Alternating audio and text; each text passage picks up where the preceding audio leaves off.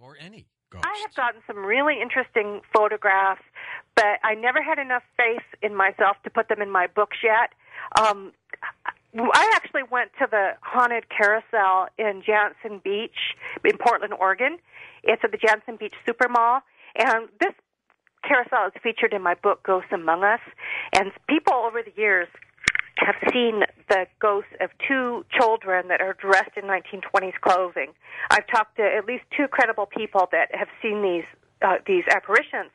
So I went there, and I took some photographs, and I immediately got them developed, and when I looked at them, there was a blurry figure of a girl in a white dress, and I didn't remember. I thought I had been alone at that point, and I didn't remember seeing anyone dressed that way. But because I took it, I didn't really believe in the photo that much. I tend to believe in them more if other people get them. I just thought it was too good to be true that I got the photo of a ghost. Let's go to our wild card line. You're on with us on Coast to Coast. Hi there. Hi, this is Robin calling from Pittsburgh, Pennsylvania. Hello, Robin. Hi.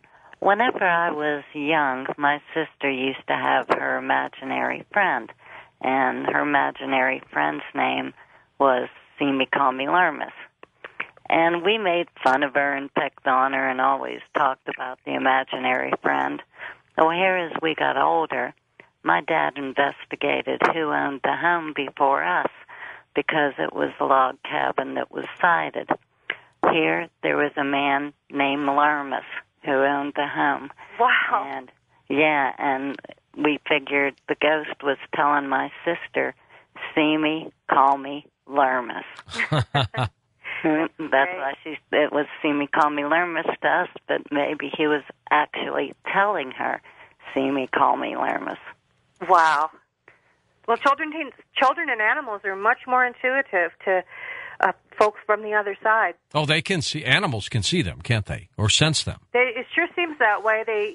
We don't know if they can always see them, but we get lots of cases of haunted places where the pets are reacting to something that others can't see.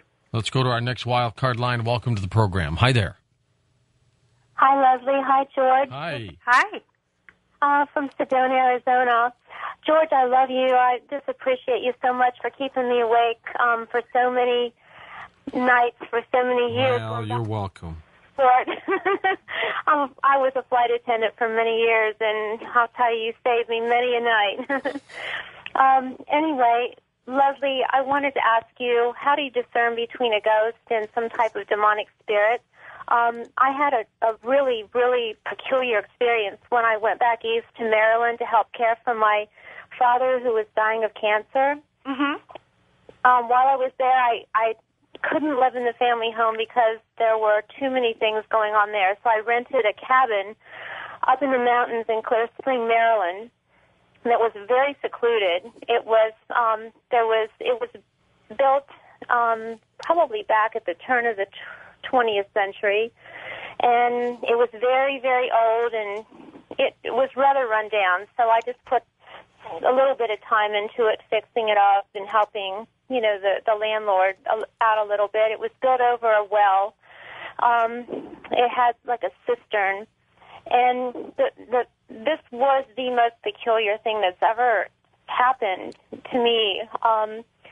It was 3 o'clock in the morning, and all of a sudden I heard this screeching noise. It was the loudest, most horrible sound that I've ever heard in my entire life. And all of a sudden, I heard it, I looked at the clock for some reason, and I just went paralyzed. Mm. And this entity came into the bedroom, and it had a presence, a huge presence, actually, and it stood right at the base of my bed, and I couldn't move. I could just barely see this form, but it was ominous. It was horrible. Mm. Well, I always tell people, if you're afraid, to go to your religion, whatever it is, and use prayer, and that usually helps. And I don't have any experience with demons. If a place sounds really evil, I steer clear of it. I'm not even sure that I've Well, why? Are you afraid of it or what? Why do you do that? Well, if it just, yeah, I guess so. I guess if it just sounds like it's going to be really dark, I just steer clear of it. I don't know that I'm afraid so much, but I just don't want to immerse myself in a spot where there really horrible things have happened. I mean, I've been to a lot of places where horrible things have happened. But I was going to say, have you had a bad experience? No, not. But if I read about some place where people are finding animals dead and things like that, I don't even want to go to it. I don't blame you. So I don't have any experience with demons. I know nothing about them. I'm not sure that I believe in them, but it definitely sounds like that there was a bad energy there. And I would just say if that ever happens again, go to prayer. Let's go to our first-time caller line. Hi there. Hi, my name is Christine. I'm calling from Harrisburg, Pennsylvania. Okay, Christine. Yes, I have a story. A friend of mine was a beautician, and she worked in a shop that they were going to renovate. So they moved their operation across the street into a two-story structure that used to be a residence. During the time that they were operating out of there, they noticed things happening in the house, such as they would arrange the magazines and the chairs in a certain way in the waiting room, and in the morning they would be moved.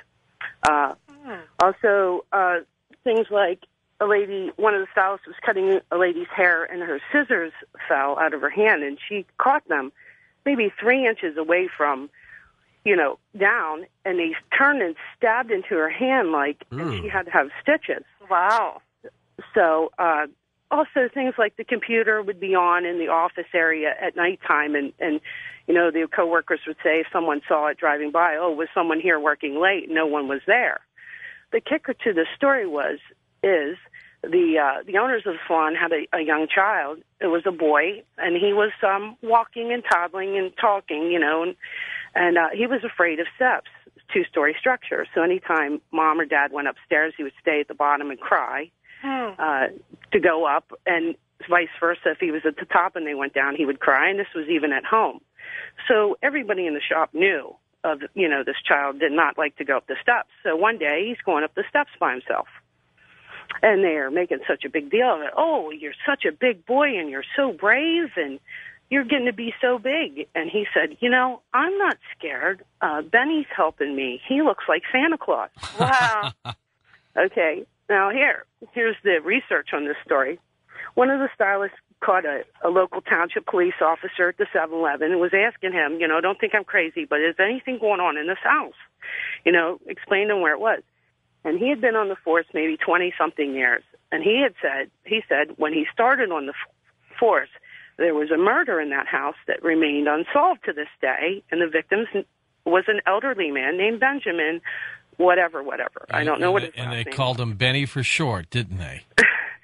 So it brings up the question you had said, did you ever hear of a ghost hurting someone? Mm-hmm. I would say in that case, I would suppose Benny did hurt this woman. It seemed very odd, the injury that she incurred on her hand.